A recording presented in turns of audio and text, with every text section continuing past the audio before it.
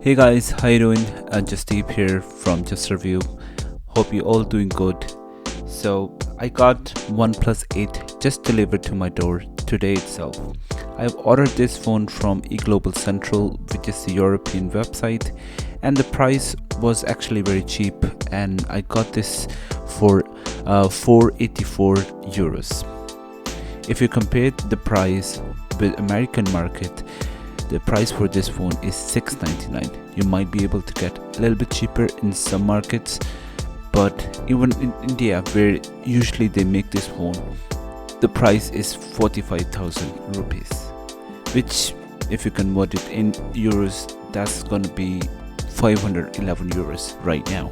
But I got this from the website from Hong Kong, and this phone was Chinese version with flashed OS, and I was thinking I might actually get Hydrogen OS and with no Play Store option or YouTube option, but turns out it does have Oxygen OS with all the Play Store and YouTube options, and I did get the update just after I boot up the phone.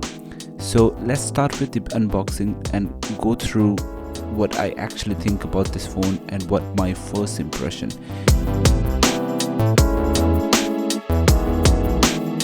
And as a matter of fact, I never used OnePlus phone before.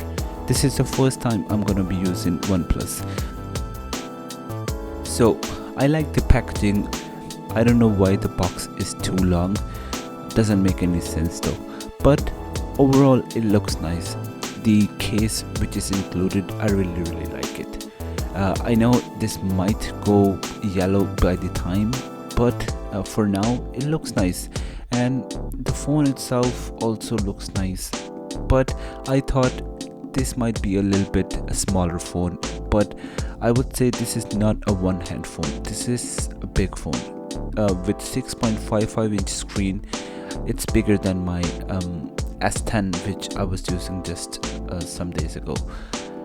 But right now I'm gonna be using this phone and give you my first time user perspective if I like this phone or not. First of all, I would like to request you all guys, if you find my videos informative, then please do subscribe and press the like button. So when I use this phone, the screen was on 90 Hz, and I have used 90 Hz before in Realme phone, and I'm really picking up the Realme vibe from this phone also. But maybe all these Realme and Oppo phone are copied from the OnePlus phone, but these all looks the same to me. If you compare these phones with Samsung or iPhone, they looks and feel totally different. I don't know how to explain it, but they are. But after using this phone for the first time, I would say it feels very snappy. It feels very fast. But I was thinking that fingerprint sensor, which is optical fingerprint sensor in this phone, as compared to ultrasonic from Samsung, is gonna be very fast. But actually I do get some of the misses from a fingerprint sensor from this phone, but not from the Samsung phone anymore. But if you use like M series or A series, then you're gonna get lots of misses, because they use optical fingerprint sensor, not ultrasonic. But the face unlock is very quick, and overall looks and feel is very good. I didn't see any lag anywhere.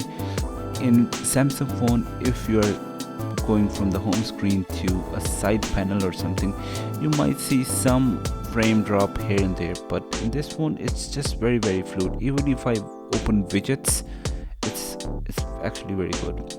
Plus I really like the option in PUBG that it has update of 90 frame per second. It's just very close to extreme FPS, but maybe a little bit faster than that. But you're only going to get 90 FPS mode when you go to smooth, so graphic will not be that much good, but the frame rate will be very good. One thing I did not like about this that this doesn't have any headphone included or earphone included in the box. Plus in this phone there is no headphone jack. That's a little bit disappointing too, because I do have many earphones which I use all the time in my iPad, in other phones and in the computers. But I know it's been like this with OnePlus from a long time. Since Apple stopped it, so many people stopped it, including Samsung. Screen quality is very good. The brightness goes very impressive level, and it's very easy to read anything in the bright sunlight too. One thing I really like on this phone is typing. The haptic motor is great and gives you very good feeling when you type, and you can type very fast on this phone. So another flaws, for this price, for $600 or $700, they should have included at least a waterproofing or wireless charging, at least one of that, but there's none. So I'm disappointed from the waterproofing, because I do use my phones in bathroom a lot. Maybe I'm weird, but I think many people do use it. But wireless charging is still okay, because it has WAP charging and that can charge the phone very quickly. Now comes to camera.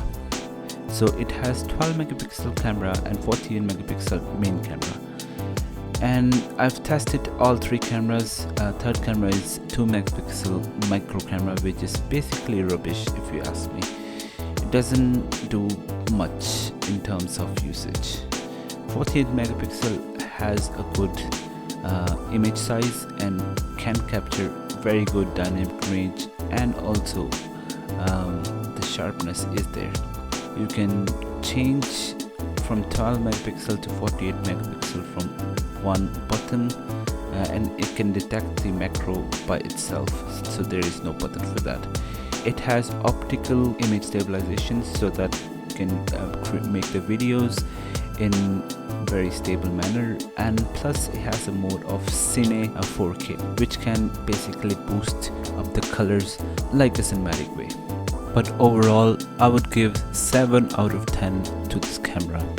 This is like a last year's 7T or maybe 7 Pro camera. It's nothing new in this camera basically, but it does the job done. And I also liked the customization option. It's not on par to Samsung or LG themes and all, but it's very minimalistic, which I kinda like it, but I don't know, maybe I'm used to of more and more features. But yeah, it's still not too bad.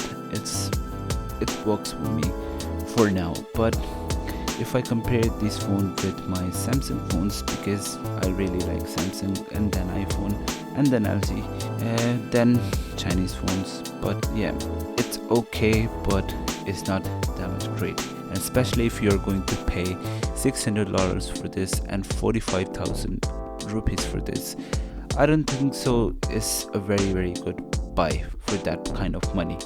I would say just put 5,000 rupees more and buy S10 Plus or S10. That will be a better buy, but you're not gonna get that much of good quality of battery.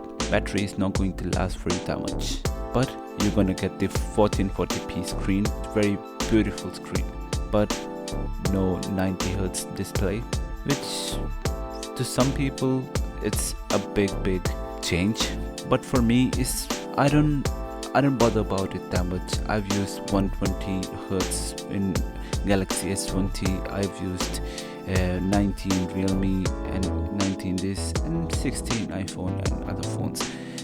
For me it's not that much a big deal, to be honest.